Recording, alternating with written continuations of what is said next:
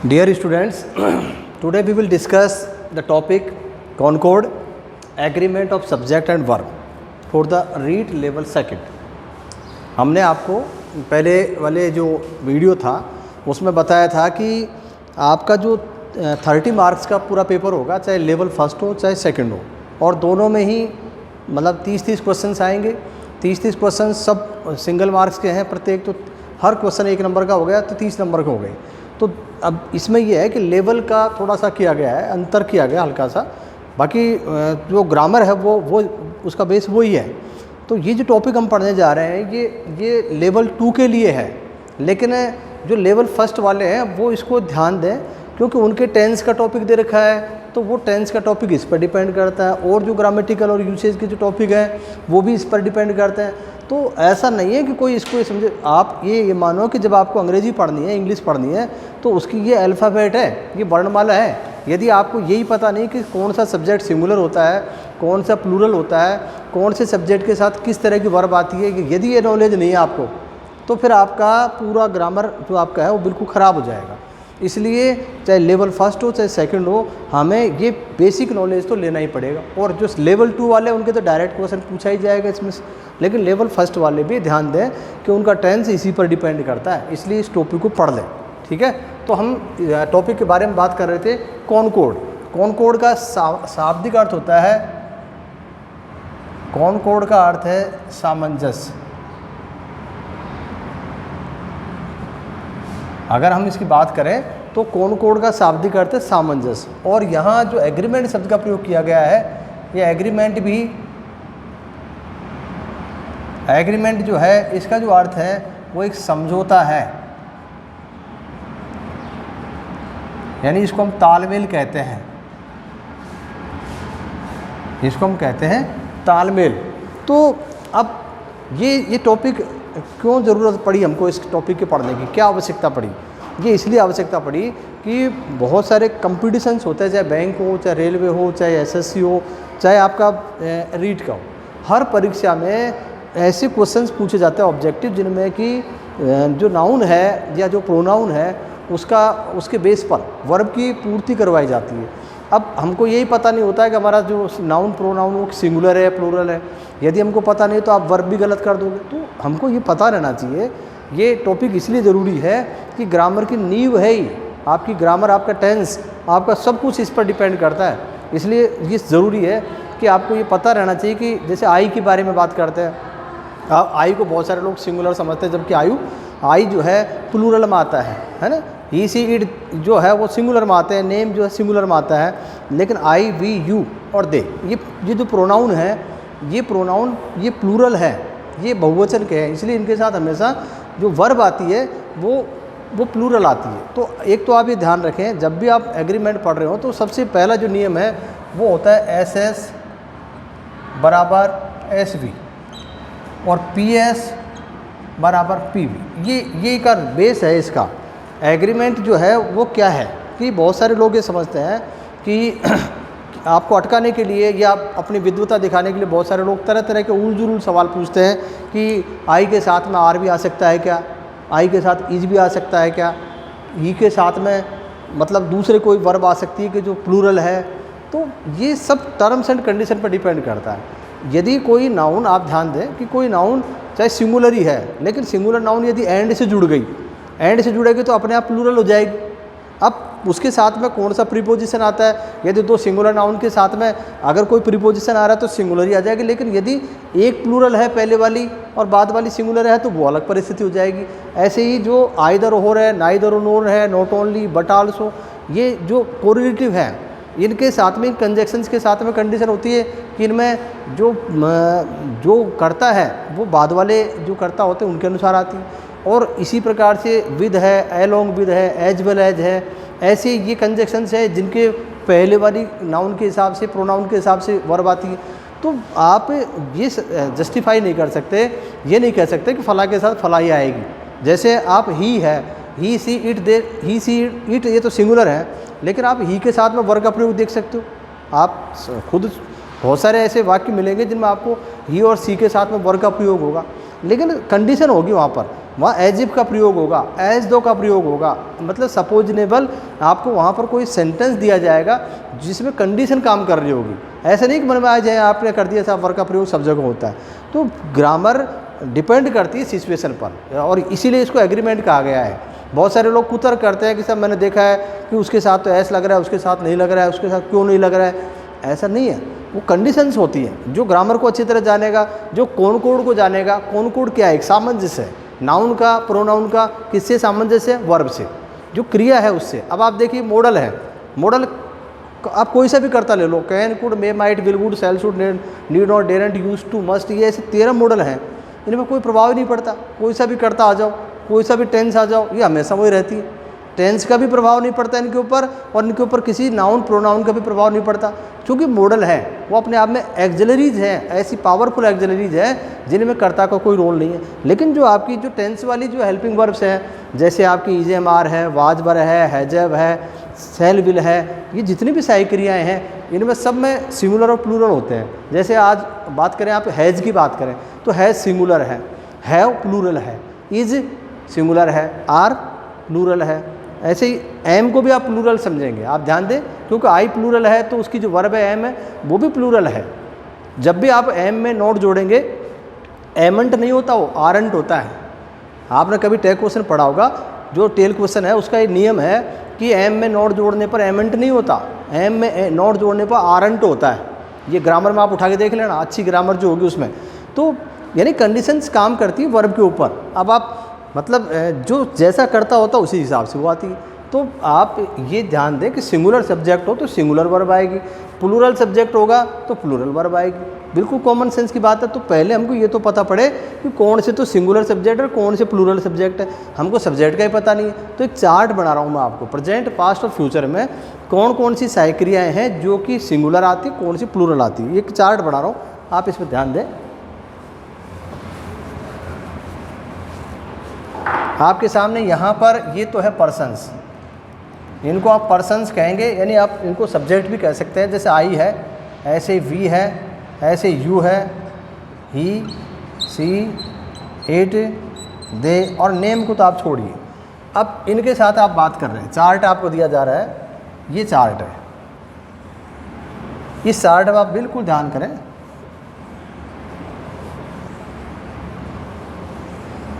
तो ये चार्ट में आपको, यानी यहाँ आप प्रेजेंट की बात करते हैं,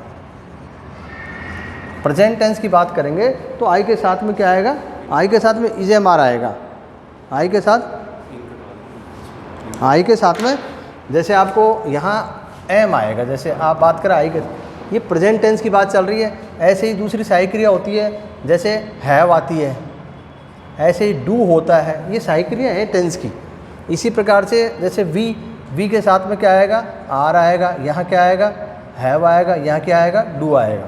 इसी प्रकार से इसके साथ में क्या होगा, आर होगा, ठीक है, यहाँ हैव होगा और यहाँ डू होगा। नॉट जुड़ जाएगा तो डू का मतलब भी यहाँ पर नॉट समझे, आप इसको आप नॉट समझें, ठीक है। इसी प्रकार से यहाँ पर क्या होगा, इज आएगा, यहाँ पर हैज आएगा और यहाँ पर डज नॉट आएगा। इसी प्रकार से इज आएगा, हैज आएगा, डज नॉट आएगा, ठीक है। इट में भी इज आएगा, हैज आएगा और डज नॉट आएगा,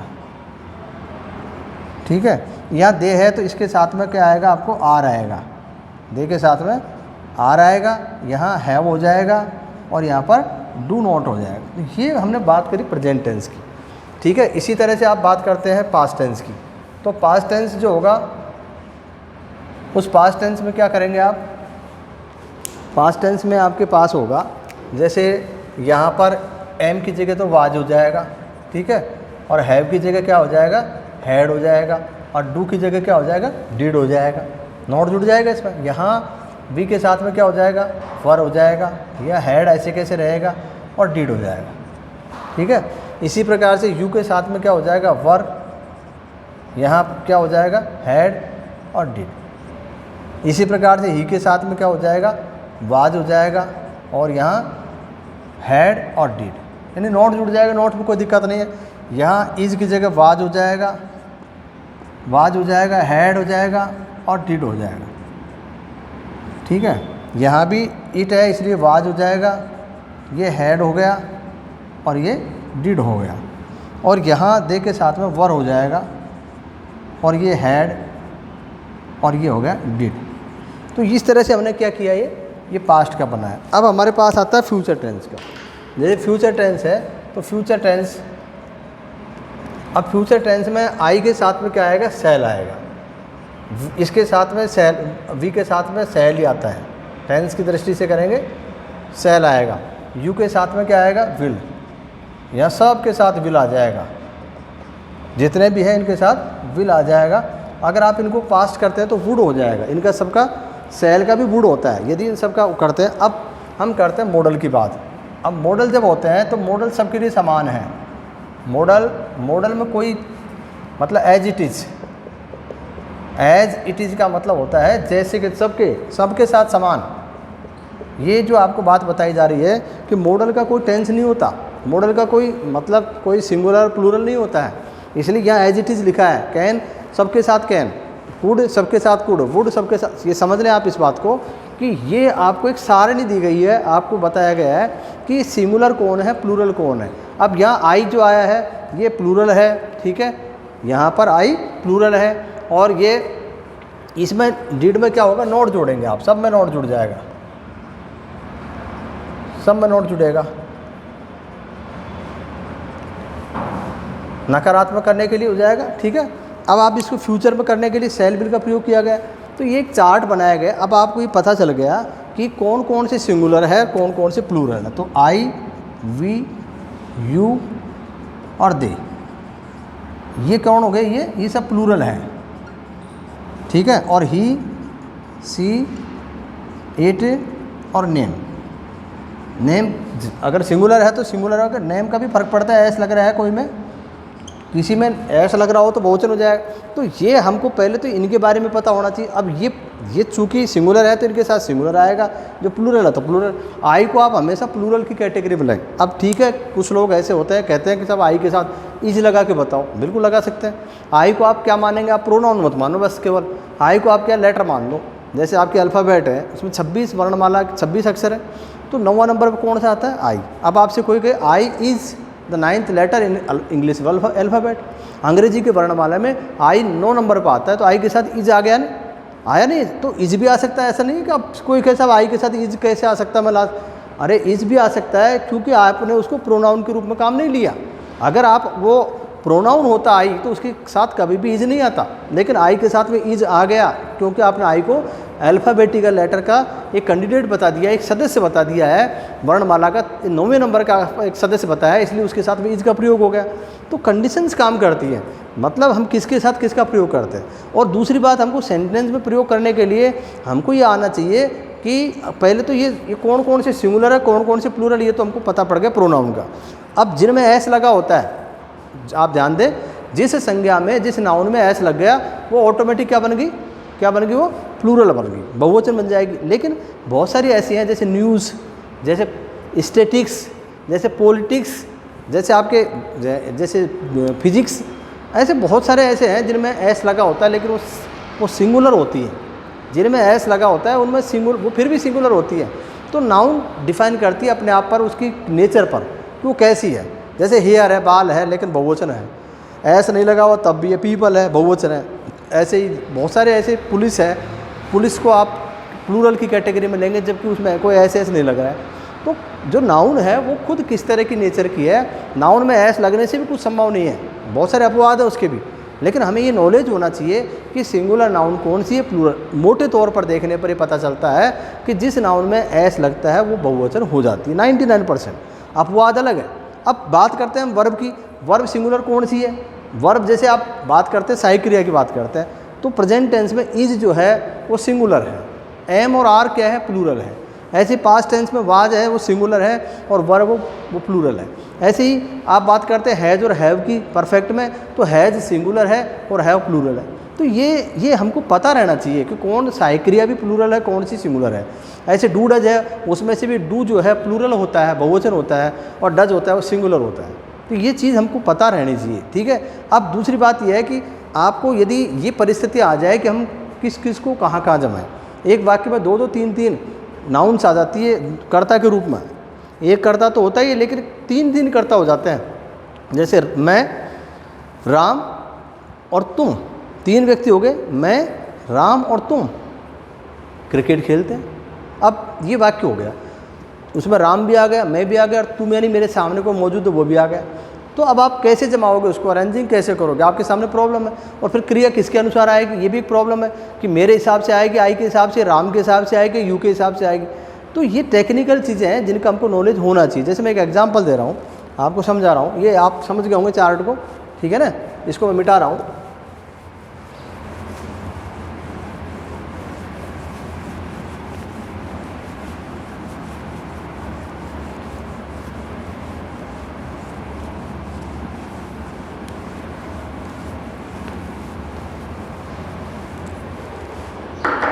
अब हमारे पास ये गोल्डन रूल है। जैसे आपने पहला रूल था, पहला था एस एस बराबर एस वी और पी एस बराबर पी वी। ये आप समझ गए होंगे थे। मतलब सिंगुलर सब्जेक्ट हो, सिंगुलर सब्जेक्ट था तो सिंगुलर वर्ब थी, ठीक है। प्लूरल सब्जेक्ट था, प्लूरल सब्जेक्ट के साथ में आपने क्या की थी, प्लूरल वर्ब का प्रयोग किया। यानी ये नियम तो आप शुरू से पढ़ते आ रहे हैं, सब जानते हैं, और आपको मैंने बता भी दिया कि प्रोनाउन में कौन सी सब्जेक्ट वो है। अब दूसरा जो रूल है, रूल नंबर 2। अब दूसरी बात यह है कि आपके पास यदि वाक्य में 2 सब्जेक्ट्स, चाहे वो नाउन हो प्रोनाउन, इसमें कोई फर्क नहीं पड़ता, वो नाउन या प्रोनाउन कोई भी हो, चाहे नाउन हो चाहे प्रोनाउन हो, 2 सब्जेक्ट्स यदि कर्ता के रूप में एक साथ आए, 2 सब्जेक्ट एक साथ कर्ता के रूप में आए,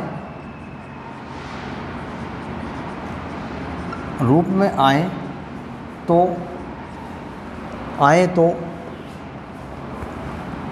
आप क्या करेंगे, प्रोनाउन होने पर, देखो इसमें एक भी प्रोनाउन है तो आपको ये ध्यान रखना पड़ेगा, 2 और क्या करेंगे, या तो 3 या 2 या 1। इसी प्रकार से रूल नंबर इसी का है, यदि 3 सब्जेक्ट्स आए तो भी 2, 3, 1 का पालन करें। अब आप इसको समझें अच्छी तरह से। मतलब आपके सामने एक चुनौती है, आपको किसको पहले जमाना है। आपके पास 3 पर्सन है, first person, second person, third person. ये तो आप जानते हो फर्स्ट सेकंड कौन है, आई और बी। फर्स्ट पर्सन होता है हमेशा आई और बी कौन है, फर्स्ट पर्सन कौन है, आई और बी। और सेकंड कौन होता है हमेशा, सेकंड पर्सन में होता है यू, ठीक है ना। और थर्ड जो पर्सन होता है, थर्ड पर्सन, उसमें होता है ही, सी, इट, दे, नेम। आपके पास ये है, ये 3 पर्सन है। अब आपको यदि इसमें से 2 आ जाते हैं, सपोज करो मान लो कि फर्स्ट पर्सन नहीं आया, यानी दूसरा और तीसरा पर्सन आया, तो आप पहले किसको जमाओगे, आप पहले 2 को जमाओगे, यानी यू को। आप ध्यान दें, जब भी वाक्य में 3 करता हूँ तो भी आपका पहले सबसे पहले सेकंड पर्सन आएगा। स्टार्ट करना हो वाक्य, बढ़िया वाक्य वही माना जाएगा जिस वाक्य में पहले सेकंड पर्सन होगा, फिर उसके बाद में थर्ड पर्सन आएगा, फिर उसके बाद में थर्ड पर्सन आएगा, और लास्ट में फर्स्ट पर्सन आता है। यानी आपकी संरचना होगी 2, 3, 1। 2, 3, 1 का मतलब आपको पहले यू, ठीक है, उसके बाद में ही, सी, इट, दे, इनमें से आ जाएगा, फिर उसके बाद में आई आ जाएगा। यानी आपकी फाइनल संरचना ये है। जब भी आप किसी वाक्य में आपको यदि 3 सब्जेक्ट, 3 प्रोनाउन या 3 नाउन्स एक साथ कर्ता के रूप में आए, तो आपको क्या करना होगा, आपको पहले सेकंड पर्सन को जमाना होगा, यानी यू को, उसके बाद में आपको थर्ड पर्सन जो भी है उसको जमाना होगा, और उसके बाद फर्स्ट पर्सन। फिर आपके नियम चालू होंगे। उससे पहले नियम कुछ नहीं है, आप डायरेक्ट वाक्य जमाना नहीं आता तो कैसे होगा। तो हमको ये स्टेप, ये कॉनकॉर्ड है, ये कॉनकॉर्ड एक समझौता है। बहुत सारे लोग क्या करते हैं, पढ़ने वाले, वो ये कहते हैं अंग्रेजी में तो जो है शब्दों की कमी है, 7,91,000 टोटल शब्द है। टोटल कितने, 7,91,000 पूरी शब्दावली में अंग्रेजी की पूरी जो डिक्शनरी है उसकी टोटल लिमिट है। जबकि दुनिया की जितनी भी भाषाएं हैं उनमें इनसे दुगुनी तिगुने शब्द हैं, सब में कोई चौगुने शब्द है। हिंदी में तो बहुत सारे शब्द मतलब कोई गिनती ही नहीं है। तो उसका कारण है कि अंग्रेजी में एक शब्द को रिप्लेस किया गया है परिस्थिति के अनुसार। इसका लेवल बहुत हाई है, लोग समझ नहीं पाते हैं कि एक ही शब्द है जिस शब्द के बहुत सारे अर्थों में प्रयोग, जैसे फेयर है, अब फेयर शब्द का प्रयोग किया जाता है 23-24 अर्थ निकलते फेयर के, FAIR फेयर।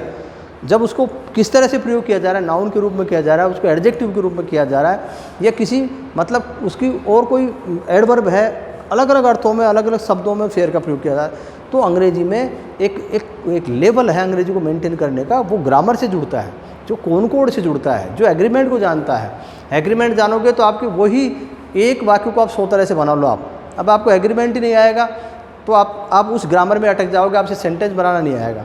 जैसे मैं कहता हूँ कि मैं जूतों की पॉलिश करता हूँ, आई पॉलिश शूज़, लेकिन मैं जूतों की पॉलिश किसी से करवाता हूँ, मतलब जैसे नौकर से करवाता हूँ, तो आई क्या करता हूँ, I made the servant polish the shoes, I get the servant polish the shoes. अब आपने अंतर आ गया आपको कि आई पॉलिश द शूज़ था और कहाँ आई मेड और गेट का प्रयोग किया, मेक और गेट का प्रयोग किया।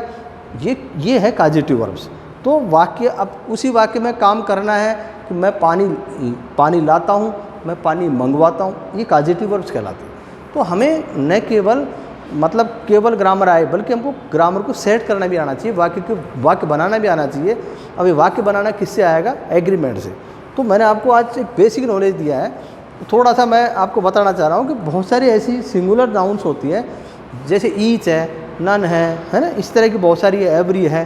तो ये तो सब जानते हैं कि इनके साथ हमेशा सिंगुलर वर्ब आती है, सिंगुलर वर्ब आएगी। ऐसी बहुत सारी है जो प्लूरल हैं, जिनमें देखते ही पता चल जाता है कि पीपल है। ऐसे ही बहुत सारे जैसे पुलिस है, ऐसे जिनमें ऐसे चिल्ड्रन लगा हुआ है, ऐसे ऐस नहीं लगा, चिल्ड्रन है। तो ऐसी बहुत सारी है जिनमें ऐस नहीं लगा तब भी हुआ। तो हमें नाउन का पता होना चाहिए, प्रोनाउन का पता होना चाहिए कि सिंगुलर कौन है, फिर उनकी कंडीशंस काम करती हैं। जैसे एंड से 2 नाउन जुड़ गई, एंड से 2 नाउन जुड़ गई, आप बताओ चाहे सिंगुलर ही हो, राम विद्यालय जाता है और मोहन विद्यालय जाता है, लेकिन हम दोनों को एक साथ लिखेंगे राम और मोहन विद्यालय जाते हैं हो जाएगा। तो वहाँ तो पहले तो आया था गो जाया था, अब आएगा गो, ऐसे सड़ गए। तो कंडीशंस काम करती है। लेकिन एक बात ये ध्यान रखें, जब वर्ब में ऐसे जुड़ जाता है इसका मतलब सिंगुलर हो जाती है। आप ध्यान दें, जब किसी नाउन में ऐसे जुड़ता है तो वो नाउन प्लूरल हो जाती है, बहुवचन हो जाती है, संज्ञा। लेकिन जब किसी क्रिया में ऐसे जुड़ता है तो वो क्रिया एक वचन हो जाती है। ये दोनों कंट्रोवर्सीज है, जिसको ध्यान दें आप, कि बहुत सारे लोगों को यही पता है ऐसे का नियम वो पढ़ते हैं, लेकिन उनको ये पता नहीं था कि ऐसे ये किस में लगना चाहिए। नाउन में लग रहा है तो उस नाउन के साथ में क्रिया में ऐसे लग ही नहीं सकता।